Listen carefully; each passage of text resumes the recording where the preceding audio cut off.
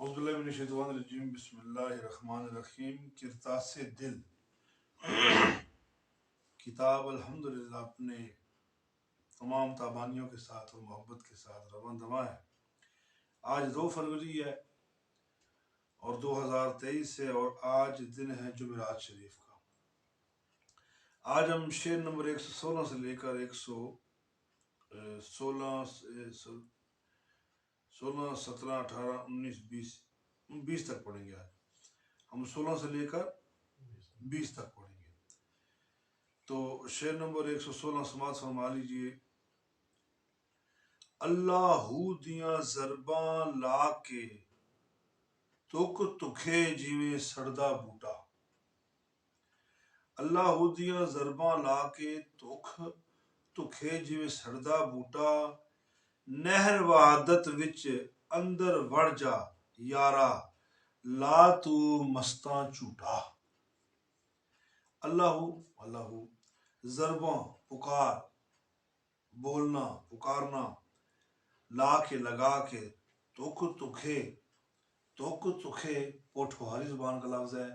तुक तुखे है किसी चीज़ के जलने की ऐसी शक्ल जिसमें शोला ना हो बल्कि धुआं निकलता नजर आए। जिवें सड़दा बूटा, और बूटा दरख्त पेड़ सड़दा, यहाँ पर लेटा हुआ नहीं, खड़ा हुआ। यहाँ पर ऐसे खड़ा हुआ बूटा वो तुकता है, सड़ता है। नहर वादत, वादत वहादानियत से निकला है। ये एक नहर है, एक रंग है, एक जायका है, एक टेस्ट है। विच अंदर वड़ के, वहादत जिसमें रब की वहादानियत हो, जिसमें शरीयत, तरीकत, हकीकत, ये तीनों चीज़ें मौजूद हो, इस चीज़ को, इस कैफियत को नहर वहादत कहते हैं। वड़ जा, अंदर घुस जा, ला तू मस्ता झूठा, और तू मस्त होके झूठा लगा, यानी मस्त होके, यानी अपने नशे में, यानी नहाने की ये एक ऐसी कैफियत का नाम है जिसमें गिरने वाला मुख्तलिफ अदाओं से पानी के अंदर गिरता है या छलांग लगाता है, अपने जिस्म को साकत करके, अपने जिस्म को कोई ख़ास शक्ल दे के या हंसते खेलते उस पानी में गिरता है, जिसे पोठवारी ज़ुबान में कहते हैं लटका, यानी मज़ा ले लेकर नहाना, इसे कहते हैं झूठा। जब बंदा लारा देता है उसको पीक कहते हो, तो जब वो उसके ऊपर बैठा होता है तो कभी ऐसे सर करता है, कभी ऐसे करता है, कभी मुंह से आवाज़ें निकलता है, कभी ऐसे सर मारता है, वो खुशी का इजहार कर रहा होता है। तो यहाँ शायर कह रहा है कि अल्लाह की ज़रब लगा, अल्लाह की ज़रब लगा, और फिर ऐसे ऐसे तू अंदर से जलता रहे, धुआं देता रहे जैसे एक ठहरा हुआ जलता पेड़ या पौधा। अब जरूरी नहीं कि आप उसे खड़ा ही समझें।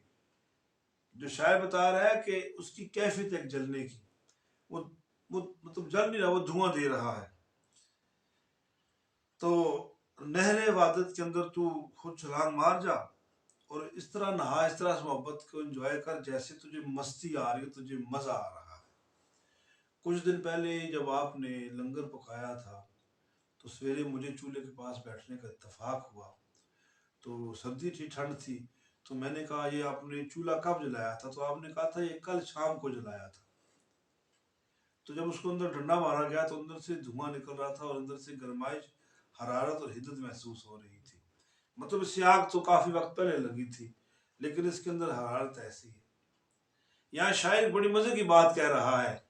शायर कहता है कि जिस तरह तू समझता है कि अल्लाह की ज़रबे ऐसी लगा, ऐसा तो उसकी मोहब्बत में गुम हो जा, ऐसा खोज अपने आप को, ऐसा उसके जिक्र में तू लापता हो जा, ऐसा लापता हो जा, और तेरे अंदर ऐसी कैफियत पैदा हो जाए कि तेरी ज़ात एक जलते हुए पेड़ की मानद हो जाए, जो जलती भी नहीं है, उसके अंदर से धुआं निकलता है, और वो जो धुआं है वो बड़ा खूबसूरत माहौल पैदा करता है, बड़ा खूबसूरत माहौल पैदा करता है। हरियाली वाला इलाका हो, पहाड़ी इलाका हो, दूर कहीं कोयल बोल रही हो, पानी के झरने गुजर रहे हों, खूबसूरतियाँ हों, फूल लहलहा रहे हों, हवाएं गुदगुदा रही हों घास की टहनियों को, दरख्तों की टहनियों को, ایک منظر ہے. یہ منظر انسان کے اندر کا موسم ہے پتر. کہ یہاں شاعر کہتا ہے کہ تو اللہ کو ضربیں لگا دے اور ایسے لگا دے اور تیری ذات ایسے ہو جیسے ایک دھواں پھیلاتا ہوا جلتا ہوا اندر ہی سے کوئی درخت پیڑ اور خوبصورت منظر، اور وہ محبت تقسیم کرتا ہے. وہ محبت تقسیم کر تو خود کو ایک پیڑ سمجھ لے اور اپنے اندر وہ کیفیات پیدا کر. اللہ کی ضربیں اتنی لگا کہ تیرے اندر نور ہو جائے، تیرے اندر نور ہی نور ہو جائے، اور تیری یہ جو ہے نا یہ خوشبو اور یہ محبت یہ ہر طرف نظر آئے. تو کیونکہ دھواں ایک ایسی چیز ہے کہ یہ بلند ہوتا ہے تو لوگوں کو پتہ چل جاتا ہے کہ فلاں جگہ دھواں ہے، لیکن آگ کے اتنے لمبے شعلے نہیں ہو سکتے کہ دور سے دیکھے جائے، لیکن دھواں دور سے نظر آتا ہے صاحبی. تو پھر تو محبت کی اس ندی میں کود جا، یعنی تو اللہ کے صبغ اللہ، صبغ اللہ، صبغ کہتے ہیں رنگ، اللہ کے رنگ میں خود کو، صبغ اللہ اپنے آپ کو اللہ کے رنگ میں رنگ لے، اور تو ایسے مست الست ہو جا کہ جیسے تو مستی میں ہے، تو جھوم رہا ہے اور تو ایک نشے میں ہے، تو ایک الارا کھا رہا ہے، تو ایک محبت میں جھوم رہا ہے اور تیرے اندر محبت کی انتہا ہے، اور تو نہر وحدت کے اندر ڈبکیاں لگا رہا ہے، اور تیرے وجود کو، تیری اس چیز کو دیکھ کر دوسرے لوگ بھی راستہ پکڑیں. تاریخ میں ایک نام گزرا ہے ملا مست کاری رحمۃ اللہ تعالی علیہ، ملا مست رحمۃ اللہ تعالی علیہ.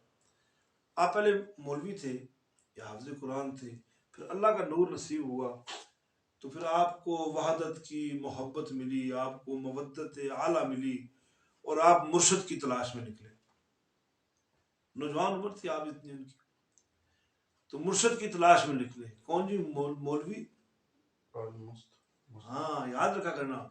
تو تلاش میں نکلے تو مستم نے تاریخ مستم کے نام سے بھی جانتا ہے. تو مستم صاحب نکلے مرشد کی تلاش میں، ہادی کی تلاش میں. تو ایک مقام سے گزر ہوا تو وہاں پر کچھ درویش لوگ تھے، وہاں پر ان کا گزر ہوا، وہاں پہنچے تو ان کی تلاش پوری ہوگی. ایک ہستی کو انہوں نے دیکھا، ان کا چہرہ دیکھا، ان کی ریش دیکھی، ان کی ادائیں دیکھی، ان کی محبت دیکھی، تو دل انہیں دے بیٹھے. کہا جی مجھے اپنا شاگرد رکھ لیں. تو انہوں نے جب دیکھا نا، ان کا نام شاہ جمال رحمۃ اللہ تعالیٰ علیہ تھا. جب شاہ جمال نے مستم کو دیکھا تو سمجھ گئے کہ یہ تو کام کا سودا ہے. کہا بیٹا میرے پاس آ جا. پاس بٹھا لیا، گھٹنے کے پاس بٹھا لیا زمین پر. تو کہنے لگے بیٹا پوچھو کیا پوچھنا ہے.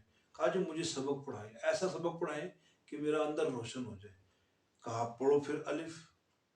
کیا کہا؟ پڑھو الف. کہا الف. بس 2 بار 3 بار الف بولا نا تو دیوانہ وار بھاگنا شروع ہو گیا اور بھاگ گیا.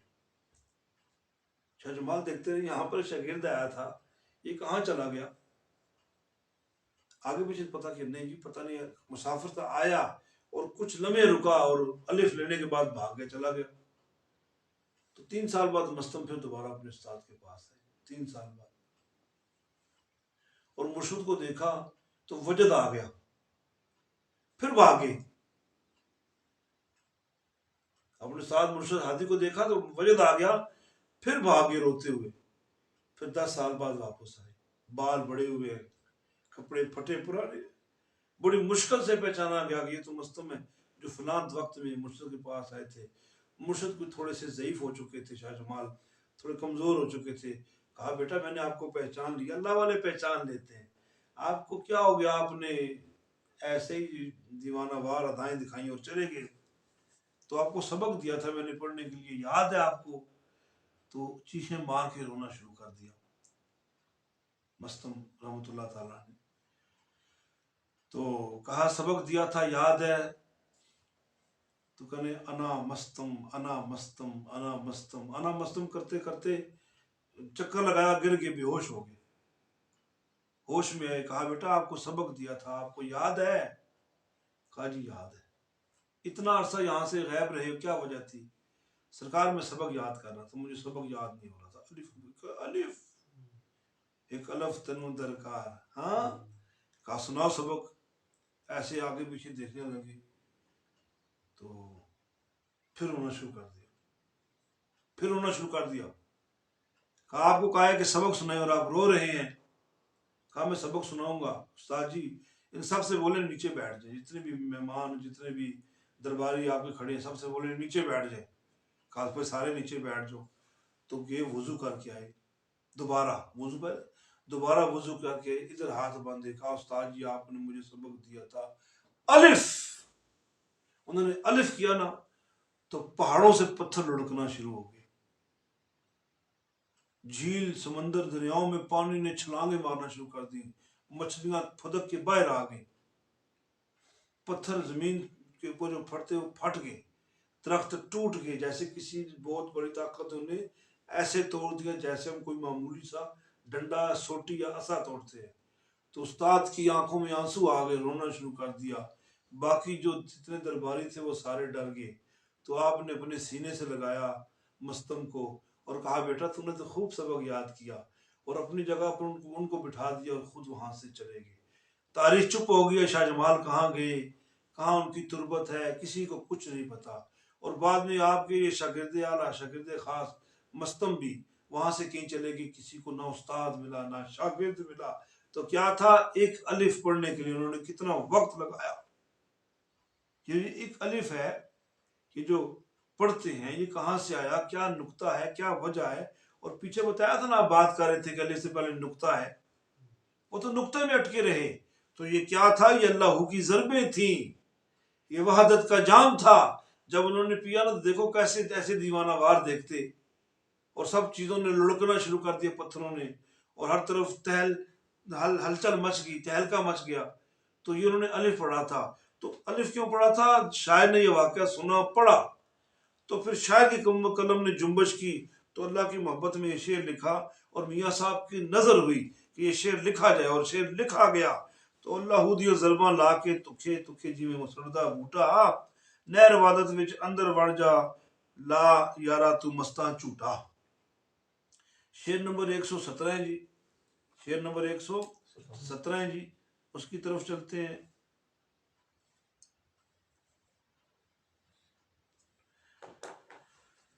छड़ दे यारा मकर फरेबा, मूर्ख कुछ ते कर शर्मा। छड़ दे यारा मकर फरेबा, मूर्ख कुछ ते कर शर्मा। देवण वाला भर पंडा देवे, नाल कायम रखे सब शर्मा। अब अगर इसे लय में पढ़ेंगे तो दिन चार में पढ़ूं। छड़ दे यारा मकर फरेबा, हमने पढ़ेंगे दुनिया पढ़ेगी। छड़ दे यारा मकर फरेबा, मूर्ख कुछ ते कर शर्मा। देवण वाला भर पंडा देवे, नाल कायम रखे सब शर्मा। यानी छोड़ दे, छड़ दे, छोड़ दे मकर फरेबा, बेईमानियां छोड़ दे। और मूर्ख, मूर्ख पता है ना किसे कहते हैं, नादान को, बेवकूफ को, बड़ी बड़ी आंखों वाले को मूर्ख कहते हैं, जिसको अकल ही ना हो, समझ ही ना हो, तमीज ही ना हो। तो छड़ दे यारा मकर फरेबा, बेईमानियां छोड़ दे, मकर छोड़ दे। मैं जाहिल नादान, कुछ तो शर्म कर ले। देवण वाला भर पंडा देवे, देने वाला तो भर भर के थैले देता है, भर भर के तुम्हें पंड देता है, यानी तुम्हें ज्यादा देता है। नाल कायम रखे, वो कायम भी रखे, संभाल के रखे सब शर्मा, तेरी इज्जत को भी बना कर रखता है। यहाँ पर शायर कहता है कि बंदा अपना पैसा बढ़ाने के लिए, अपनी प्रॉपर्टी बनाने के लिए, अपनी जायदाद बढ़ाने के लिए, अपना मालो मता बढ़ाने के लिए कितने मकर फरेब करता है, किस किस अंदाज से वो लोगों से पैसे बटोरता है, लोगों से रकम हथियाता है, लेता है, कभी किस नाम पर, कभी किस नाम पर। तो कुछ तो शर्म करे मूर्ख नादान, कुछ तो शर्म कर ले। देने वाला खुदा है ना, जब देने वाला है ही खुदा, तुम किसी जगह खैरात देने जाओ, किसी से कुछ लेने जाओ, तो तुम्हें बड़े बहाने करने पड़ते हैं, बड़ा हीला ढीला करना पड़ता है, ऐ शाएं बाएं करनी पड़ती है। लेकिन तू रब की बारगाह में क्यों नहीं आता कि वो दे भी देता है, किसी को बताता भी नहीं है। आजकल तो फोटो बनवा के लोगों को इमदाद तकसीम की जाती है। तो यहाँ पर देने वाला तो खुद तुम्हें भर भर के बर्तन देता है, लेकिन तू समझते नहीं है। और साथ इससे बड़ी बात, तुम्हें देता भी और तुम्हारी हद तक भी नहीं करता, तुम्हारी रुसवाई भी नहीं करता, दुनिया के सामने तुम्हारी इज्जत को भी बनाता है। कायम रखे सब शर्मा, वो तेरी شرم کو، تیرے حیا کو، تیری لجا کو بھی قائم رکھتا ہے اور تجھے رسوا نہیں ہونے دیتا. تو اسے جا کر کیوں نہیں مانگتا، اسے جا کر طلب کیوں نہیں کرتا؟ وہ کہتا جانا کہاں ہے، کہا خودی میں ڈوب کے پا جا سراغِ زندگی. میرا نہیں بنتا نہ بن اپنا تو بن. اسے مانگنے کے لیے تجھے کہیں نہیں جانا پڑے گا، تجھے اپنے اندر اترنا پڑے گا. تجھے صبح سویرے فجر سے پہلے تہجد میں اس کی بارگاہ میں رو کر دعا کرنی پڑے گی، اس سے استغاثہ پیش کرنا پڑے گا، میرے مالک تو مجھے عطا کر. تو نہیں عطا کرے گا تو میں کس در سے جا کر خیرات دوں گا؟ تو ہی نوازنے والا ہے، تو ہی دینے والا ہے. شعر نمبر 118. شکر خدایا دل زندہ ساڈا. ہائے ہائے ہائے، بڑا مزے کا شعر ہے. یہ ٹپکلی فقیروں کے متعلق ہے جن کے دل نرم ہے. شکر خدایا دل زندہ ساڈا، نہیں مویا نہیں مویا. درد کسے دا سن کے مولا، وانگ شہداں چویا. شکر خدایا، خدا تیری مہربانی ہے، تیرا شکر ہے. دل زندہ ساڈا، ساڈا ہمارا، ہمارا دل زندہ ہے مالک، نہیں مویا نہیں مرا نہیں مرا. درد کسی دا سن کے، کسی کا جب درد سنتا ہے تو ایسے ٹپکتا ہے شہداں چویا، جیسے شہد ٹپکتا ہے. جس طرح شہد ٹپکتا ہے ایسے یہ ٹپکنا شروع ہو جاتا ہے. خدا تیرا شکر ہے تو نے ہمارے دلوں کو زندہ رکھا. ہمیں خوشی ہے کہ ہمارا دل نہیں مرا نہیں مرا. اور جب کسی کا ہم درد سنتے ہیں تو ہمارا دل ایسے ٹپکتا ہے جیسے شہد ٹپکتا ہے. اب ہائے ہائے دیکھو نا، پھر میاں صاحب کی نظر ہو، پھر ان کا حکم ہو، نظر بھی ہو اور حکم بھی ہو، تو پھر دیکھو شعر کے اندر کتنی تازگی آ جاتی ہے. اب دیکھو بڑی مزے کی بات ہے، یہ اندر اتر کے اپنے شعر سننا پڑے گا. خدا تیرا شکر ہے تو نے ہمارے دل کو زندہ رکھا ہے اور ہمارا دل مردہ نہیں ہے. اب ہمیں پتا کیسے چلے گا ہمارا دل زندہ ہے؟ ہم دوسرے کے دکھوں کو جب اپنا دکھ سمجھیں گے، دوسروں کی تکلیف کو جب اپنی تکلیف سمجھیں گے، تو پھر ہمیں بھی تو یقین ہونا چاہیے نا کہ ہمارا دل نرم ہے.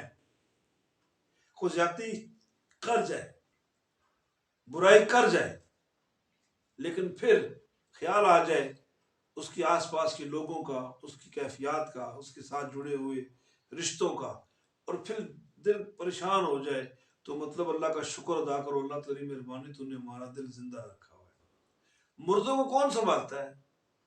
مردوں کو آخر میں مٹی ہی کھاتی ہے. تو جب دل زندہ ہو تو محسوس کرتا ہے. ایک مردہ بندہ ہے، اس میں ٹھنڈا پانی ڈالو، گرم پانی ڈالو، اس سے بیچارے کو کیا پتا. کسی زندے پہ ایسے چھڑکا دو پانی سردی میں ہیں تو وہ بدک کے اٹھ جائے گا. کہنے ترا نکل گیا جی، تسی کیتا کیا ہیں. اور مردے پہ جتنا مرضی ٹھنڈا گرم ڈالو اسے تو ہوش بھی نہیں ہے.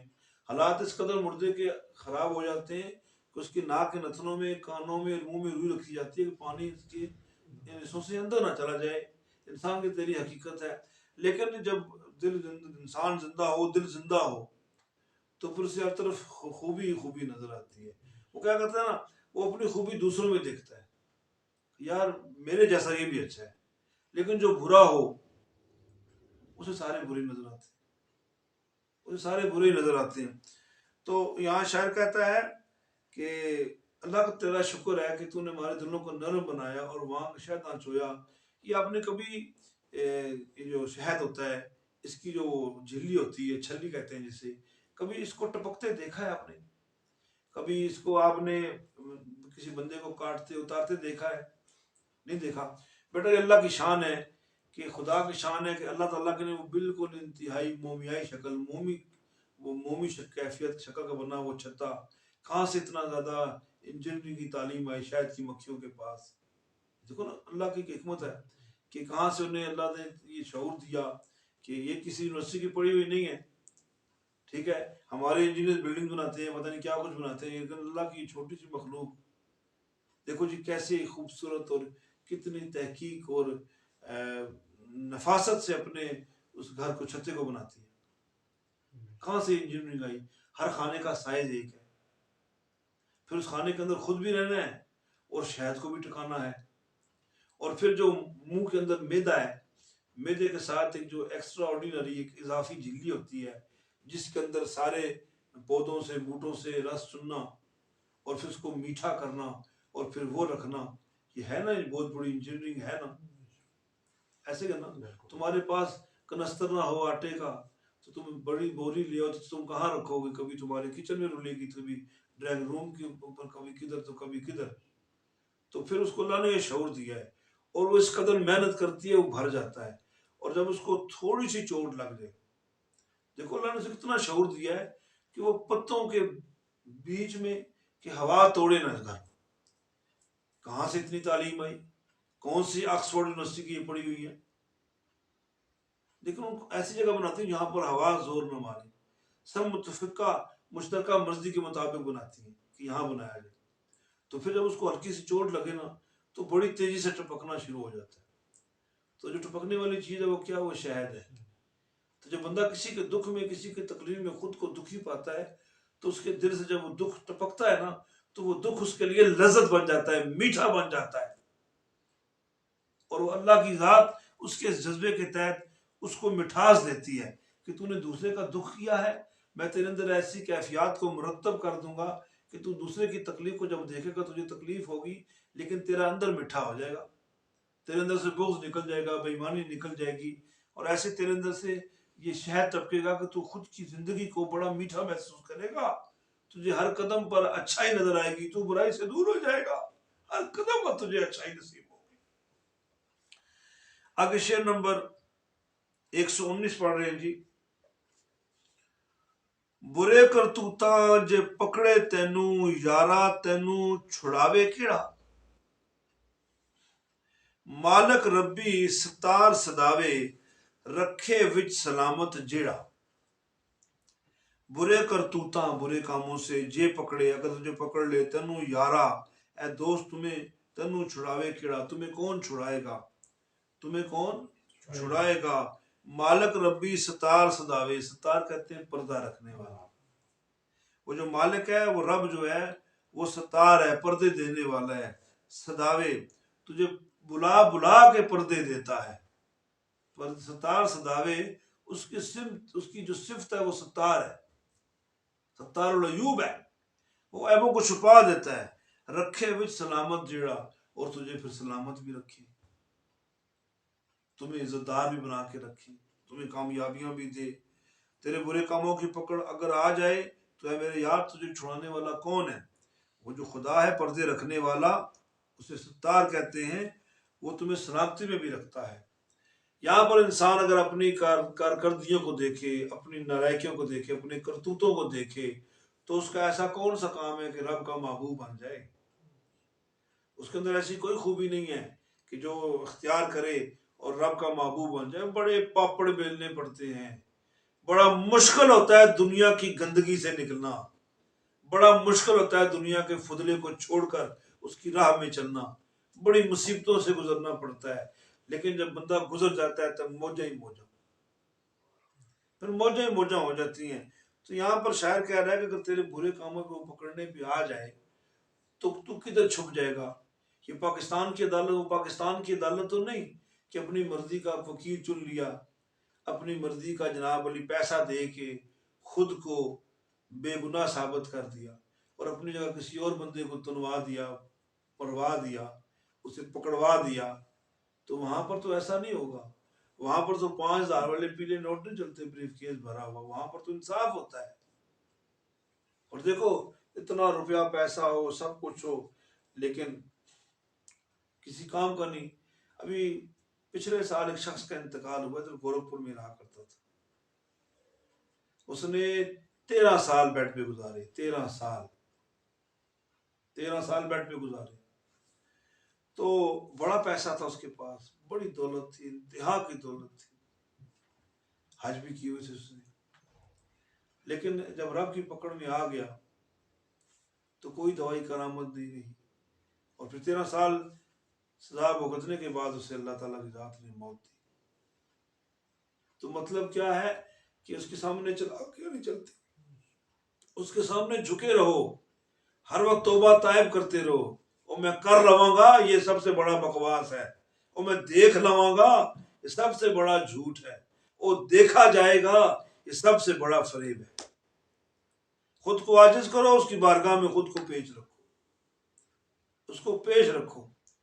ایک بہت بڑا چودھری تھا جی، بہت بڑا چودھری تھا. اچھا بار بار میں چودھری بولتا ہوں، میرے کسی کاسٹ کے ساتھ جھگڑا نہیں ہے، میرے کسی کے ساتھ کوئی جھگڑا نہیں ہے، جیسے میں پڑھتا ہوں ویسے بتا دیتا ہوں. تو بڑا سخت آدمی تھا وہ، ہر ایک کے ساتھ زیادتی کیا کرتا تھا، ہر ایک کے ساتھ زیادتی کیا کرتا تھا. لیکن کچھ وقت گزرا تو ایک رات ایسی آئی کہ اس کی جب صبح ہوئی تو یہی چودھری صاحب جو تھے تو یہ مسجد میں بیٹھے رو رہے ہیں، مسجد میں بیٹھے رو رہے ہیں. اور مؤذن نے جب دروازہ کھولا تو دروازے کے ساتھ بیٹھے ہوئے کہا جی آپ کون ہیں؟ تو بتائی تو فلاں چودھری صاحب ہیں. تو رو رو کے ان کا برا حال ہو گیا. تو کہیں جی آپ اور یہ ایک دم سے اتنی عاجزی کیسے آ گئی؟ آپ تو بڑے سخت آدمی تھے، یہ سارا کچھ کیا ہوا؟ تو تھے دیہاتی بندے، انہوں نے بڑی مزے کی بات بولی. انہوں نے بولا میری لالی مر گئی. کیا بولا؟ میری لالی مر گئی، میں نے اس کا بڑا علاج کروایا. لالی اس کی گائے تھی. میری لالی مر گئی، بڑی مہنگی لے کر آئے تھے، بہت علاج کروایا، بہت کچھ معاملہ ہوا، بہت محبت کی. اور محبت کی انتہا تھی. رات کو چودھری صاحب اپنی چرپائی کو لالی والے باڑے میں بچھایا کرتے تھے. کہتے میں نے ہر علاج کیا، لالی مر گئی. تو میرے اندر یہ خیال پیدا ہوا کہ میں نے کتنی کوشش کی، میں تو زمین پر بندہ ہوں نا، میں نے کتنی کوشش کی میری گائے نہ مرے، میری لالی نہ مرے. تو میری گائے مر گئی تو میں تو اتنا اس کا خیال رکھتا تھا. تو میں اس نتیجے پر پہنچتا ہوں کہ جو میرے رب کی مرضی ہے وہی پوری ہونی ہے، لہٰذا میں اپنے گناہوں سے توبہ کرتا ہوں اور اللہ کی بارگاہ میں خود کو پیش کرتا ہوں. تو جو بندے کو شعور نصیب ہو جائے بڑے نصیبوں کی بات ہے. تو انہوں نے کہا جی میں تو بچنا نہیں، جب مالک میرا خدا ہے تو پھر مجھے اپنے رب کو اپنے ساتھ شامل سمجھنا چاہیے. میرے ساتھ ہے میرا رب، میرا خدا میرے ساتھ ہے، تو تیری جان تو پھر چھٹنے والی ہے ہی نہیں. لیکن بات سنو، دنیا کا دستور دیکھو. دنیا کا دستور یہ ہے ایک مجرم کے جرم کو ثابت کرنے کے لیے گواہیاں بھی تلاش کی جاتی ہیں، موقع شہادت بھی تلاش کیا جاتا ہے، اور خوب وکیلوں کی بحث ہوتی ہے کیا کہ اس کا جرم ثابت ہو. جب اس کا جرم ثابت ہو جائے نا، بڑے پنڈال میں اس کی بے عزتی ہو جائے نا، جب اس کا جرم ثابت ہو جائے نا تو پھر اس کو سزا دی جاتی ہے. لیکن میرے رب کا دستور کتنا خوبصورت ہے. وہ ستار العیوب ہے کہ بندہ چپ کے مسلح پر آ کر رو لے، مولا میری آستہ رکھ لے، مجھ سے غلطی ہوگی، مجھ سے لغزش ہوگی، مولا مجھے معاف کر دے. تو رب اسے معاف کر دیتا ہے، اور پھر صرف معاف نہیں کرتا، اسے سلامتی بھی دیتا ہے، اسے سلامتی بھی دیتا ہے. آج کی کلاس کا آخری شعر نمبر 120. سب کچھ حاصل کرن دی خاطر زور تو بوتا لاویں، رب تے سوکھا دیون والا منگیوں پیا شرماویں. سب کچھ حاصل کرن دی خاطر، سب کچھ حاصل کرنے کی خاطر زور تو بوتا لاویں، تو کتنا زور لگاتا ہے، کتنی طاقت لگاتا ہے. رب تے سوکھا دیون والا، رب تو بڑی آسانی سے دے دیتا ہے، رب تو بڑی آسانی سے دے دیتا ہے. منگیوں پیا شرماویں، تو اس سے مانگتے ہوئے شرماتا ہے. سب کچھ حاصل کرنے کی خاطر اے بندے تو کتنا زور لگاتا ہے، رب تو بڑی آسانی سے دے دیتا ہے لیکن تو اس سے مانگتے ہوئے شرماتا ہے. ایک چودھری صاحب تھے، پھر بات آگئی. ایک چودھری صاحب تھے مندرا، یہ ہے نا مندرا، یہ ہمارا مندرا ہے، مندرے کا واقعہ ہے. چودھری صاحب کا نام تھا جی، ہاں، چودھری بوستان. اس کے بھتیجے نے مجھے یہ بات بتائی یہاں پر دربار پہ آ کر. کہتے جی 92-94 کا واقعہ ہے کہ کسی زمین پر جھگڑا تھا، تو بڑے جناب علی چاچا نے بڑا زور لگا کر، بڑے وکیل کر کے وہ زمین جیت لی، کیس جیت لیا. اور پورے گاؤں مندرا گاؤں میں نا سب سے زیادہ زمین میرے چاچے کے پاس تھی، سب سے زیادہ زمین میرے چاچے کے پاس. بات سننے والی ہے، میرے چاچے کے پاس تھی. اور اکثر و بیشتر چاچا کہا کرتا تھا کہ میں نے اپنے کمرے میں پوری ایک الماری رکھی ہوئی ہے جس میں نے تمام زمینیں جو میں نے خریدی ان کے کاغذات پڑے ہوئے. ہائے ہائے ہائے ہائے ہائے، استغفر اللہ. تو ہم دیکھتے تھے. کہتا ہے جی کہ ایک دن اچانک چاچا جی غائب ہو گئے. ایک دن چاچا جی غائب ہو گئے. تو ہم نے بڑا تلاش کیا. پہلے یہ لگا دشمنی میں کسی نے مار دیا، لیکن کچھ بھی نہیں ہوا. وہ کسی طرف گئے اور راستہ بھول گئے، کچھ معاملہ ہوا اس طرح کا، اللہ کی پکڑ آ گئی. تو ہمیں نہیں ملے. ہم بہت تلاش کیا، ہمیں نہیں ملے. پھر آخر کار واقعہ یہ ہوا کہ ہمیں اطلاع ملی 5 مہینے بعد. 5 مہینے بعد ہمیں اطلاع ملی کہ اس طرح ایک میت لاوارسوں میں دفن کی ہوئی ہے، تو وہ آ کر لے جائے.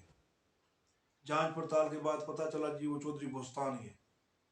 کہتے جب ہم تلاش میں نکلے چاچا کی، تو ہم چلتے چلتے یہاں سے گھومتے گھومتے ٹیکسلا چلے گئے. ٹیکسلا چلے گئے تو ہمیں بتایا کہ جی فلاں علاقے میں امانتاً دفن کی ہے. ہم جب وہاں پر گئے تو ہم نے کیا دیکھا کہ جہاں پر وہ دفن تھے اس کے پاس ایک بہت بڑا غلاظت کا نالا بہہ رہا ہے، اور گزشتہ چند دن پہلے بارش کی وجہ سے وہ نالا بند ہو چکا تھا. اور وہ غلاظت، وہ نجاست، وہ پلیدی جو تھی وہ اس قدر بلند ہو گئی تھی کہ قبر بھی اس کے اندر ڈوبی ہوئی تھی. تو ہمیں نشانیاں بتائیں گی، ہمیں کپڑے بتائے گئے، ہمیں سارا کچھ بتایا گیا. جو زمانے میں گلے میں لٹکا کے اپنی جیب میں ڈالتے تھے چاچا جی وہ گھڑی، ہمیں وہ دکھائی گئی. ہمیں ان کی کھونڈی یا آسا دکھایا گیا. ہم نے پہچان لیا یہ تو پھر ہمارے چاچا ہی. اب ہم کیسے جا کے نکالتے وہاں غلاظت سے؟ او وارسا، او وارسا وارس وارس دا مان نہ کری. او وارسا وارس وارس دا مان نہ کری. اور رب بے نیازی بے وارس کر ماردائی. او بے وارس کر ماردائی. وارس وارس نہ کری، بے وارس، او وارس بے وارس کر مار دے. کہتے ہم کیا کرتے، ہم کدھال مارتے تو گندگی ہمارے کپڑوں پہ لگتی. پھر ہم نے وہاں سے 2-3 چوڑے منگوائے، اور چوڑوں نے جب اس قبر کی کھدائی شروع کی تو پیچھے سے نالا بند تھا، تو پیچھے سے پانی آنا شروع ہو گیا. تو وہ جو چوڑے اس گندگی کو نکال رہے تھے وہ گلے گلے تک اس غلاظت میں، اس نجاست میں، پیشاب میں ڈوب گئے. لیکن انہوں نے تو پیسے لینے تھے، بیچارے غریب آدمی تھے. انہوں نے جب قبر کو کھولا، استغفر اللہ استغفر اللہ استغفر اللہ. جب قبر کو کھولا تو قبر کو کھولنے کی دیر تھی تو میت تہر کے اوپر آ گیا. اب 5 مہینے وہ رہا اس کے اندر. اب کیا باقی بچتا ہے اس میں کیا بچتا ہے؟ کہتے بہت خال اثرات تھے کہ یہ میت بوستان کی ہے، لیکن اس کی جو ہڈیاں نکل چکی تھی میت کی، ان ہڈیوں کے منہ میں، ناک میں، کان میں غلاظت پھنسی ہوئی تھی اور کیڑے پھنسے ہوئے تھے. تو پھر ہم نے میت کو جب نکالا تو ہم اسے اٹھانے کے قابل نہ رہے. ہم اسے گھر بھی نہ لا سکے. ہم نے گھر ٹیلی فون کھڑکا دیا. زمانے میں دوسرے چھلے والے فون ہوا کرتے تھے، موبائل وغیرہ نہیں تھے. کہتے ہم نے چھلے والا فون کھڑکا دیا کہ جی میت کی حالت ٹھیک نہیں ہے. لہذا وہاں سے نکلے اور قریب قبرستان میں ہم نے ایسے تیسے دفن کیا اور واپس آ گئے. بھاگے ہم گھر واپس آ گئے. تو پھر کچھ ٹائم گزرنے کے بعد جب گھر والوں کو وہاں لے کر گئے، ہائے ہائے ہائے، جب وہاں لے کر گئے تو ہم نے کیا دیکھا کہ ہم نے جلد بازی میں جہاں پر چاچے کی ہڈیوں کو دفن کیا وہ تو عیسائیوں کا قبرستان ہے. وہ تو عیسائیوں کا قبرستان ہے. ہمیں پتہ نہیں چلا. اب دیکھیں کتنی بڑی ذلت ہوئی، کتنی بڑی ذلت ہوئی. تو میرے پتروں اپنے رب سے ہمیشہ معافی مانگتے رہا کرو. یہ نہیں کہ گناہ گار غلطی کرے گا تو معافی مانگے گا. یہ بھی آج ایک نکتہ سن لو. گناہ گار غلطی کرے، معافی مانگے، اللہ معاف کرتا ہے. لیکن اگر یہ معافی نیک بندہ مانگے تو اس نیک بندے کی نیکیوں کو بڑھا دیا جاتا ہے، اس کی نیکیوں کو بڑھا دیا جاتا ہے.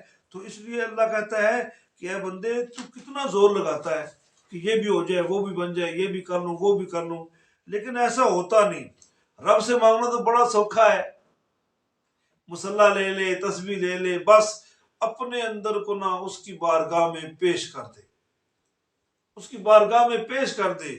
اور اگر تجھے طریقہ نہیں ہے خود کو پیش کرنے کا، اب تمہیں طریقہ نہیں ہے. میں اس کی مثال اکثر دیتا ہوں.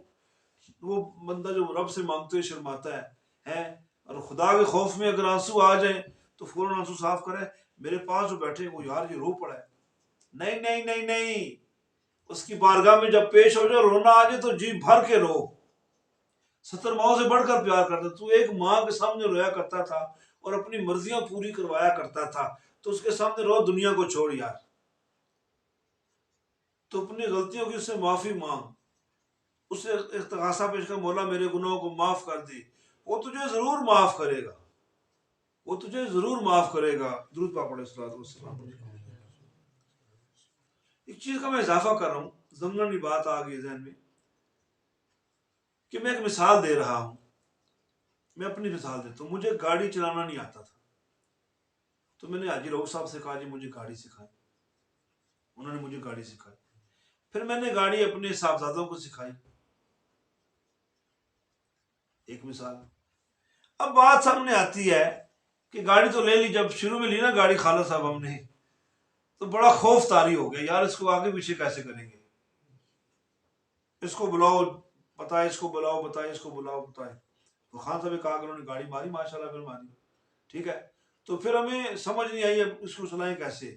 پھر ہم نے ملک صاحب کی, حاجی صاحب کی چاکری کی, تو انہوں نے مجھے سکھایا اور الحمدللہ میں گاڑی چلا سکتا ہوں. تو میرے ذہن میں ٹک سے یہ خیال آیا کہ کسی بندے کی مدد کے بغیر ہم گاڑی نہیں سیکھ سکتے. کوئی مہنگا موبائل ہو, کسی کی مدد بغیر ہم موبائل نہیں چلا سکتے. کوئی ایسا کام ہو جو کرنے والا ہم دیکھتے رہتے ہیں, ہمیں کرنا نہیں آتا, وہ سیکھنے کے لیے اس بندے کی رہنمائی لینی پڑتی ہے. تو اللہ والے اللہ سے پیار کرنا سکھاتے ہیں. ہمیں اللہ والوں کی بارگاہ میں پیش رہنا چاہیے. وہ آپ کو سکھائیں گے طریقہ کہ اللہ سے کیسے مانگتے ہیں اور کیسے اللہ سوکھا دیتا ہے.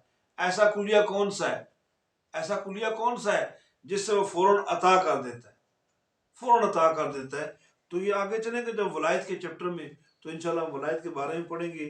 اللہ تعالیٰ آپ کا یہ ذوق و شوق اسی طرح قائم و دائم رکھے. تو آج کی کلاس کا یہ شعر ہمارا 120 تک مکمل ہوا, 116 سے لے کر 120 تک مکمل ہوا. اللہ تعالیٰ ہم پر کرم فرمائے اور اللہ تعالیٰ ہمیں سمجھنے کی توفیق عطا فرمائے. وما توفیق اللہ باللہ, وآخر دعوانا الحمدللہ.